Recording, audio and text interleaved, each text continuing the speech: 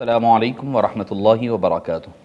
معزز سامعین کرام، شفیق بزرگوں اور عزیز ساتھیوں، تعارف کتب احادیث شریفہ کی آج 6ویں نشست، جس میں آپ اور ہم سنن ابن ماجہ کے حوالے سے گفتگو کرنے کی سعادت حاصل کریں گے۔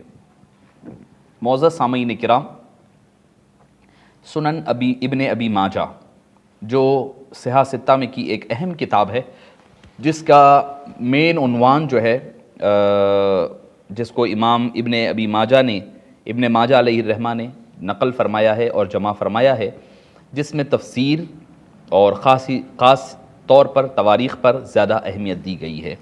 آئیے سب سے پہلے امام ابن ماجہ علیہ الرحمہ کی مختصر سی حیات مبارکہ آپ کے گوش و گزار کرنے کی سعادت حاصل کی جائے گی۔ آپ کی کنیت ابو عبداللہ محمد بن یزید آپ کا اسم مبارک، ابن ماجہ آپ کا لقب رہا ہے، الربعی القزوینی، آپ قزوینی مقام کے پیداوار ہے، آپ کی پیدائش ہوئی ہے، اس وجہ سے اس کو قدایونی کہا جاتا ہے۔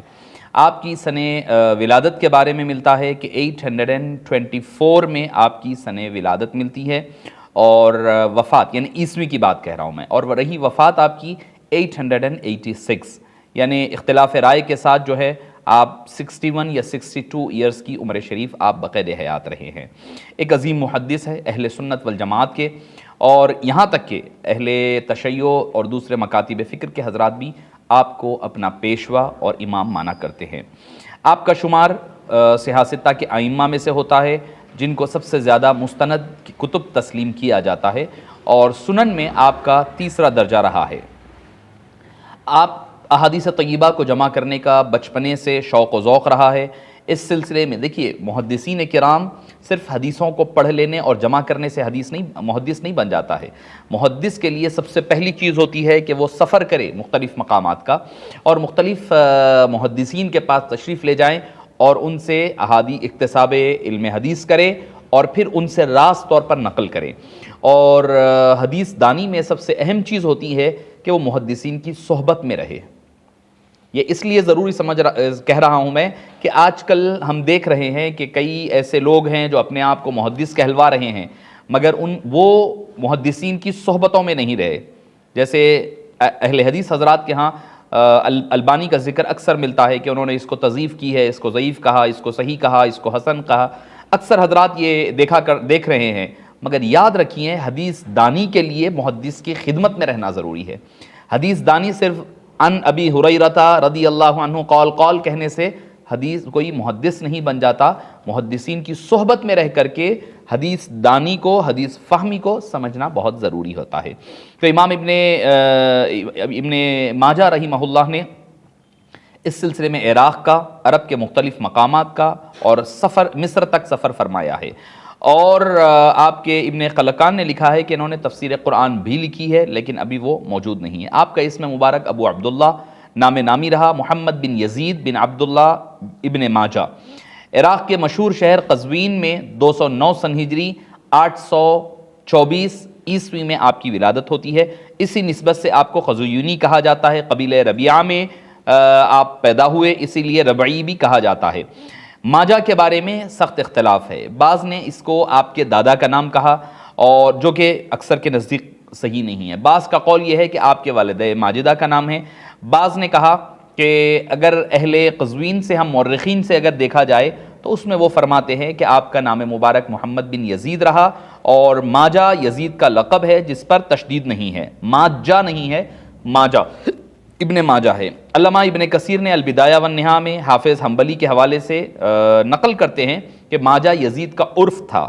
سب سے بڑھ کر یہ اس بارے میں خود امام ابن ماجہ کے مشہور ترین شاگرد شیخ ابو الحسن بن القطان کا بیان موجود ہے کہ وہ نہایت جزم کے ساتھ یہ کہا کرتے تھے کہ ماجہ آپ کے والد کا لقب تھا، دادا کا نہیں تھا۔ بہرحال اس میں اختلاف ہے۔ ماجہ دراصل ایک فارسی زبان کا لفظ ہے جو غالباً ماں اور ماجہ بن گیا ہے کا معرب ہے۔ اس سے ظاہر ہوتا ہے کہ امام ابن ماجہ علیہ الرحمہ عجمی نژاد ہے، عربی النسل نہیں ہے، اس لیے ربعی جو آپ کی نسبت ہے یہ نسلی نہیں بلکہ نسبت ولا ہے۔ تو اس سے پتہ چلتا ہے کہ آپ عرب میں نہیں بلکہ عجم کے پیداوار رہے ہیں۔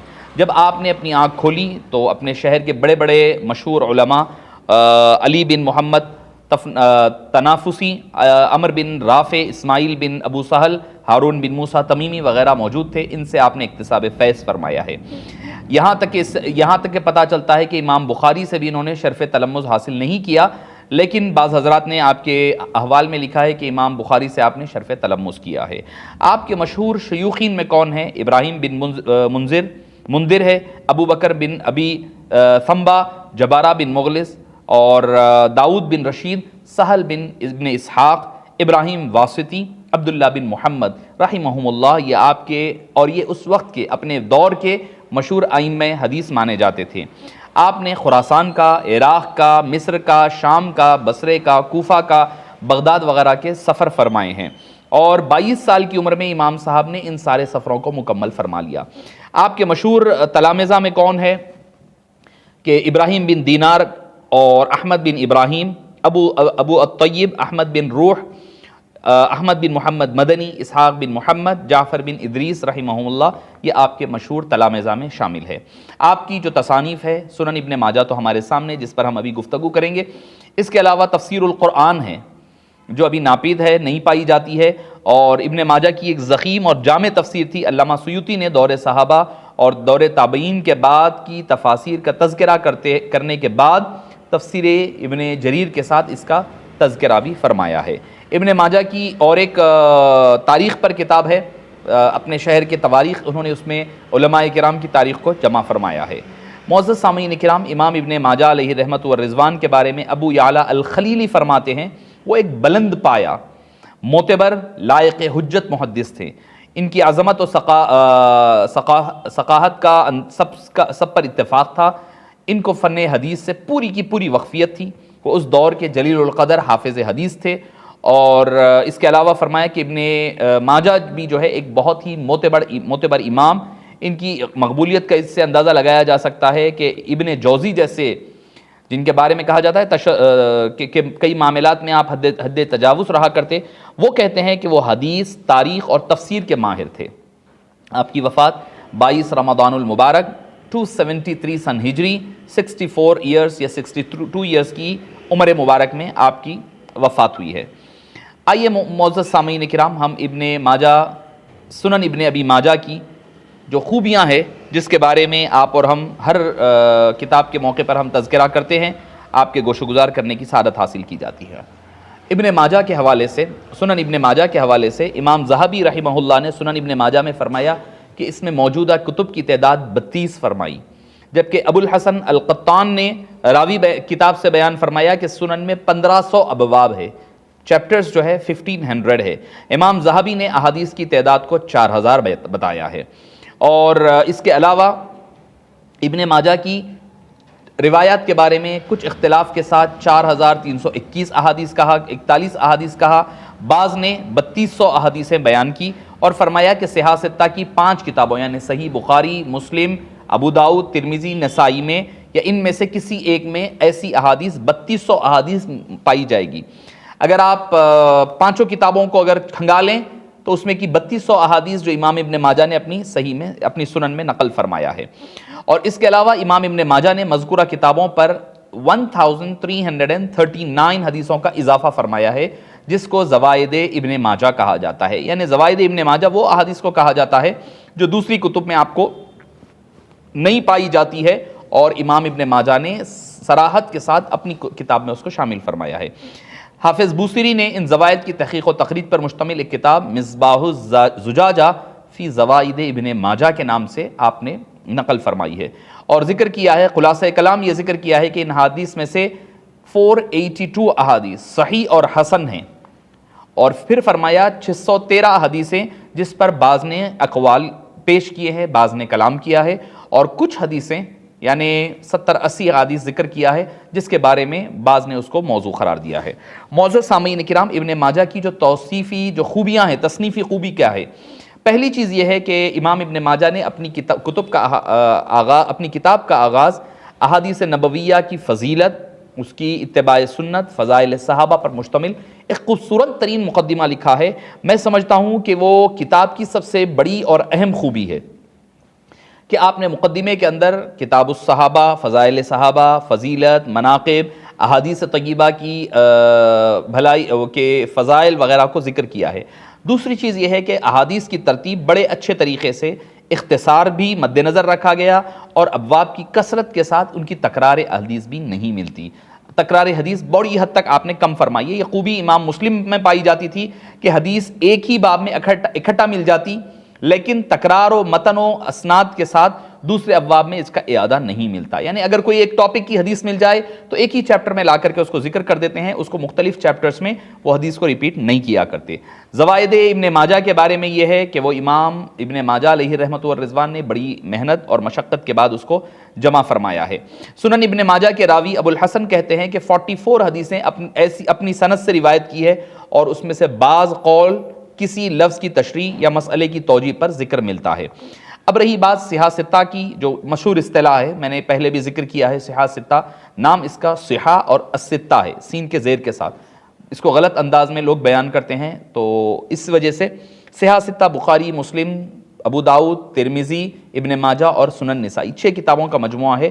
اس کے بارے میں علماء کا اختلاف ہے۔ سب سے پہلے ابو الفضل محمد بن طاہر المقدسی وہ فرماتے ہیں سنن ابن ماجہ کو دواوین اسلام میں 6ویں کتاب کے طور پر اپنی 2 کتب میں شامل کیا ہے۔ پہلی کتاب اطراف الکتب الستہ ہے، دوسری شروط الائمہ الستہ کتاب ہے۔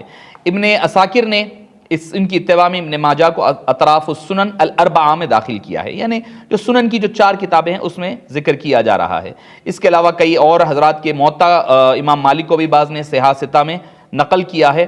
بہرحال یہ ایک الگ اس کی بحث ہے، اور اس کی خصوصیت کے حوالے سے یہ ہے کہ اس میں امام ترمذی، امام ابن ماجہ علیہ الرحمہ نے اپنی جو کتاب میں جو نقل کیا ہے اس میں کی اکثریت احادیث کو آپ نے صحت کی بنیاد پر اپنے قول پر فرماتے ہیں میں نے اس کو جمع کیا اور صحاح ستہ کے نہج پر اس کو رکھا، بخاری اور مسلم کے نہج پر رکھ کر کے اس میں جمع فرمایا ہے۔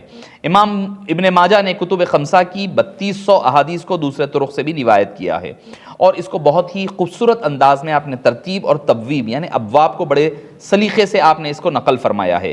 روایت احادیث کے ساتھ سند کا عالی مقام ہونا اس کا اہل علم کے ہاں اس کی شرط ہے، تو امام ابن ماجہ علیہ رحمۃ والرضوان میں ثلاثی 5 حدیثیں ہیں، لیکن بعض نے اس پر کلام کیا ہے، یعنی 5 حدیثیں ثلاثیات ہم جو کہتے ہیں وہ ذکر ملتی ہے۔ امام ابن ماجہ بعض احادیث اور بعض سندوں پر تفرد یا غریب ہونے کا بھی ذکر کرتے ہیں، یعنی جب حدیث ذکر کرتے ہیں اس کے علاوہ آپ جو ہے ساتھ ہی ساتھ یہ بھی ذکر کر دیتے ہیں یہ حدیث صحیح ہے، غریب ہے، کیا ہے اس حدیث کے بارے میں ذکر کر دیتے ہیں۔ اس کے علاوہ ایک خاص چیز جو امام ابن ماجہ نے ذکر کیا کہ شارٹ ورڈز یوز کرتے ہیں، تو آپ اس سے سمجھ جا سکتے ہیں یہ کون سی حدیث ہے۔ مثال کے طور پر اگر خے ذکر کرے، ہا کے بعد کا خا، تو اس سے مراد بخاری ہوتی ہے۔ اگر میم ذکر کر دیں تو اس سے مراد مسلم ہوتی ہے۔ دال ذکر کر دیں تو اس سے مراد ابو داؤد ہوتا ہے۔ نسائی کے لیے نون، ترمذی کے لیے تا، اور ابن ماجہ کے لیے قاف، اپنے آپ کے لیے قاف استعمال فرمایا ہے۔ اور حامیم ذکر کرے تو اس سے مراد ہوتا ہے مسند احمد بن حنبل، تا سے مراد موطا امام مالک، اور دال یا سے مراد سنن الدارمی۔ تو معزز سامعین کرام، یہ طریقہ کار ہے امام ابن ماجہ علیہ الرحمۃ والرضوان کا اپنے تبویب کے حوالے سے، یعنی ابواب کو ترتیب دینے کے حوالے سے۔ اس کا آغاز ہوتا ہے کتاب السنہ سے، کتاب السنہ سے آغاز ہوتا ہے جس میں فضائل صحابہ ہے، ابواب کتاب السنہ ہے، پھر اس کے بعد دوسرا باب ہے کتاب الطہارہ و سننھا، اس میں ابواب التیمم ہے، کتاب الصلاۃ ہے، پھر اس کے بعد کتاب الصلاۃ علیحدہ ذکر کیا، پھر کتاب الاذان والسنہ، کتاب المساجد والجماعہ، کتاب امام اقامت الصلاۃ والسنہ، کتاب الجنائز، کتاب الصیام، کتاب الزکوٰۃ، کتاب النکاح، کتاب الطلاق، کتاب الکفارات، کتاب التجارات، کتاب الاحکام، کتاب ہبات، کتاب الصدقات، کتاب الرہون، کتاب الشفاعہ، کتاب القطع، کتاب العتق، اور الحدود، الدیات، الوصایا، الفرائض، الجہاد، المناسک، الاضاحی، الذبائح، الصید، الاطعمہ، الاشربہ، کتاب الطب، کتاب اللباس، کتاب الادب، کتاب تعبیر الرؤیا، کتاب الفتن، آخر میں کتاب الزہد پر اپنی کتاب کا آپ نے اختتام فرمایا ہے۔ معزز سامعین کرام، یہ تھا امام ابن ماجہ علیہ رحمۃ والرضوان کی کتاب کے حوالے سے مختصر سا خاکہ۔ جیسے کہ ہم اکثر ذکر کرتے ہیں کہ ایک حدیث پاک آپ کو اسی کتاب سے پیش کر دیں، تو آخر میں حدیث پیش کر کے اپنی گفتگو ختم کر دوں۔ یہ راوی ہے، روایت ہے حضرت سیدنا مولا مشکل کشا سیدنا علی مرتضیٰ کرم اللہ وجہہ الکریم سے۔ آپ صلی اللہ علیہ وسلم نے ارشاد فرمایا کہ للمسلم علی المسلم ست بالمعروف، کہ ایک مسلمان کے دوسرے مسلمان پر 6 حقوق ہے۔ پہلا فرمایا یسلم علیہ اذا لقی، جب وہ سلام کرے تو اس کا جواب دے، ویجیبہ اذا دعاہ، اور جب وہ دعوت دے تو وہ دعوت کو قبول کرے، جب دعوت آپ کو دے تو وہ دعوت میں ضرور تشریف لے جائے۔ پھر فرمایا کہ جب وہ چھینکے تو اس کا جواب دے، جب وہ چھینکے تو وہ اس کا جواب دے۔ نمبر 4 فرمایا یعنی کیسے، جب وہ الحمدللہ کہے تو آپ یرحمک اللہ کہے، پھر اس کے بعد جو پہلا الحمدللہ کہے وہ کہے یہدیکم اللہ ویصلح بالکم۔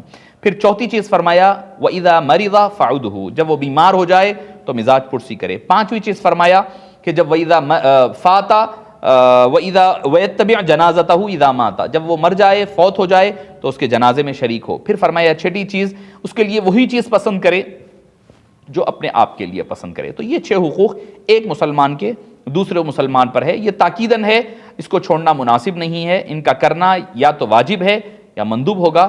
اگر کوئی مسئلہ ایسا نہ ہو جو ہمارے لیے جانے سے یا یہ حقوق ادا کرنے سے کوئی مسئلہ ہو تو اس سے پرہیز کرنا چاہیے۔ امام ابن ماجہ نے کتاب کتاب الجنائز میں باب ما جاء فی عیادت المریض میں نقل فرمایا ہے۔ اجازت دیجیے انشاءاللہ العزیز کل کی نشست میں پھر آپ حضرات سے دوسری نئی کتاب کے ساتھ ملاقات ہوتی ہے۔